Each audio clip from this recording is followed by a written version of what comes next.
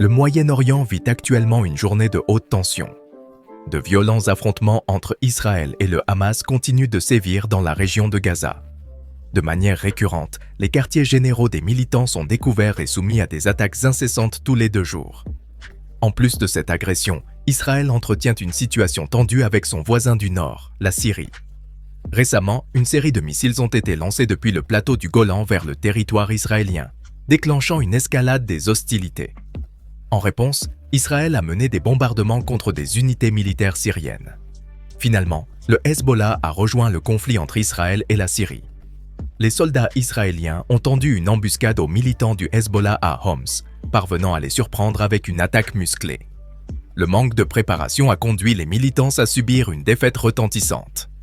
Le Hezbollah a signalé la perte de 7 de ses membres, affirmant qu'ils avaient été martyrisés sur la route de Jérusalem. Les responsables du Hezbollah et de la sécurité libanaise, sous couvert d'anonymat, ont exprimé leur inquiétude et leur tristesse face à la mort de ces militants en Syrie.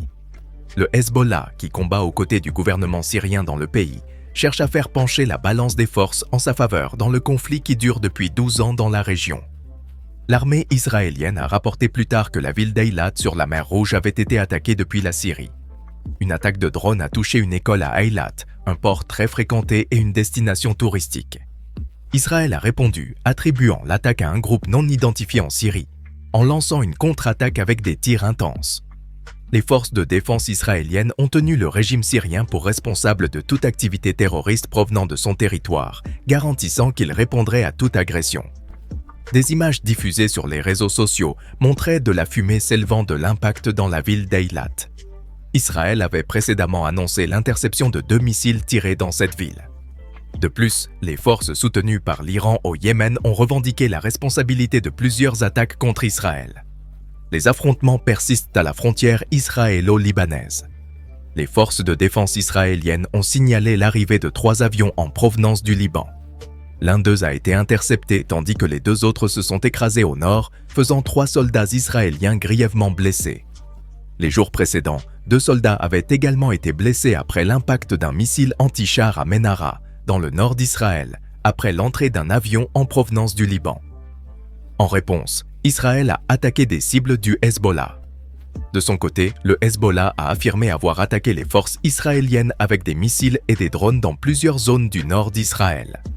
Les rapports font état de 3 attaques de drones par le Hezbollah près de la frontière. L'Agence nationale de presse libanaise a rapporté des frappes aériennes israéliennes dans des zones telles que Meis, Jabal et Houla, près de la frontière. Lors de ces incidents, un citoyen a été légèrement blessé à Djila. De plus, des bombardements israéliens ont été signalés à la périphérie de Taïr Arfa et d'Al-Dira, au sud du Liban. Le Hezbollah n'est pas le seul groupe du sud du Liban confronté à Israël. Récemment, le Hamas a annoncé que des militants libanais lançaient des roquettes vers Israël. Depuis le début de la guerre avec le Hamas, Israël a mené des frappes aériennes régulières contre des cibles liées à l'Iran en Syrie. Les autorités syriennes impliquent souvent Israël dans les attaques, même si cela est rarement confirmé par Israël. Le mois dernier, l'Observatoire syrien des droits de l'homme a documenté 11 frappes aériennes israéliennes présumées, ainsi que 6 attaques à la roquette. Le Hezbollah, comme l'Iran, soutient le gouvernement syrien dans sa confrontation contre les groupes d'opposition. Un deuxième discours de Nasrallah pour la journée des martyrs est attendu, mais les conflits semblent se limiter aux échanges d'artillerie et de roquettes à la frontière, ainsi qu'aux frappes de drones iraniens et aux actions contre les stations américaines en Syrie et en Irak. Une confrontation à grande échelle avec Israël est considérée comme une mesure extrême en raison de l'incertitude et des conditions confuses. Cette approche a déçu les dirigeants du Hamas, qui ont activement recherché le soutien du Hezbollah. Le Hezbollah est profondément enraciné dans la société libanaise et occupe une position dominante sur les plans financiers, économiques et politiques. Dotée de services d'aide sociale, elle est devenue une entité indépendante des forces armées libanaises, contrôlant ses propres actions armées. Sa puissance militaire et politique croissante a conduit à une gouvernance quasi exclusive au Liban, notamment en l'absence d'un président efficace depuis plus d'1 an. En ce sens, le Hezbollah agit sans rendre de compte, dirigeant un gouvernement parallèle en toute impunité. Cette situation de pouvoir sans responsabilité coïncide avec la pire crise économique que le pays ait connue depuis des décennies. L'accès aux biens et services de base est devenu de plus en plus difficile, tandis que la monnaie a perdu plus de 90% de sa valeur depuis 2019. Les pannes de courant sont monnaie courante à Beyrouth et dans d'autres villes.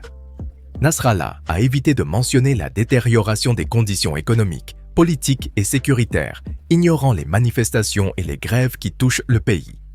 Les protestations dues à la situation socio-économique et à la mauvaise gestion du gouvernement sont monnaie courante depuis des années. La reprise nécessitera des réformes significatives, mais le régime politique actuel au Liban rend difficile tout changement substantiel. Nasrallah, avec le soutien de l'Iran, a reporté une confrontation à grande échelle avec Israël, reconnaissant la nécessité de stabilité dans un contexte de troubles et de crise. Toute tentative de Nasrallah de s'impliquer dans un conflit plus vaste pourrait déclencher une révolte populaire.